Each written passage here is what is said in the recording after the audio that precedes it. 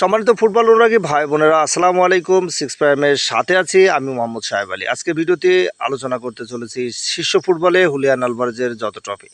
তো জানতে ভিডিওটি শেষ পর্যন্ত আমাদের সঙ্গেই থাকবেন। আর্জেন্টিনার আলভারেজ সোনালি স্বপ্ন।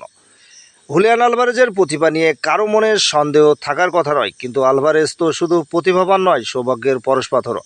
ফুটবল ক্যারিয়ারে যাদের অপ্রাপ্তির শেষ নেই, যাদের শিরোপা খরা কিছুতেই ঘুরছে না, তারা ম্যানচেস্টার সিটির এই আর্জেন্টাইন ফরওয়ার্ডের সঙ্গে কপাল ঘষতে পারেন।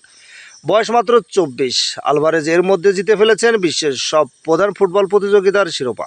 এবার তার সামনে আর্জেন্টিনার হয়ে অলিম্পিকে সোনার পদক জয়ের সুযোগ। অথচ কত রতি মহারথীকে অপূর্ণতা নিয়েই খেলোয়াড়ি জীবনকে বিদায় জানাতে হয়েছে।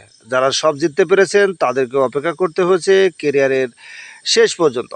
আলভারেজের আদর্শ লিওনেল মেসিকেই দেখুন না, কাতার বিশ্বকাপ জিততে কত বর্ণাঢ্য ক্যারিয়ারকে পূর্ণতা দিলেন। তখন তার বয়স 35 বছর 177 দিন। প্যারিস অলিম্পিকে ফুটবলের সোনা জিততে আর্জেন্টিনাকে পেরোতে হবে আরও 4 ধাপ।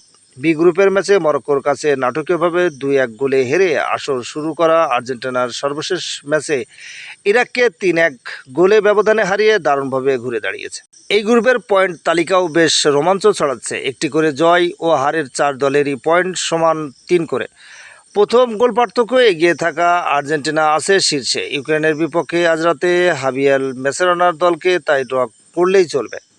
এরপর তাদের 3টি বড় পরীক্ষা: কোয়ার্টার ফাইনাল, সেমিফাইনাল ও ফাইনাল। কাজটা খুব কঠিন হলেও আর্জেন্টিনার 16 বছর পর অলিম্পিক ফুটবলে সোনালি স্বপ্ন দেখতে পারে আলভারেজের কারণে। শীর্ষ পর্যায়ে ফুটবলে এখন পর্যন্ত যে টুর্নামেন্ট আলভারেজের অভিষেক হয়েছে, এর বেশিরভাগই তার দল চ্যাম্পিয়ন হয়েছে।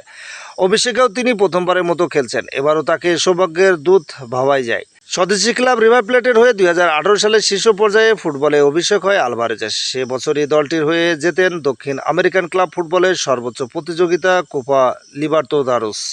তখন থেকে এখন পর্যন্ত প্রতি বছরই কোনো না কোনো ট্রফি জিতেছেন আলভারেজ। প্যারিস অলিম্পিকে খেলতে যাওয়ার কদিন আগেই আর্জেন্টিনার হয়ে দ্বিতীয়বার কোপা আমেরিকান চ্যাম্পিয়ন হয়েছেন।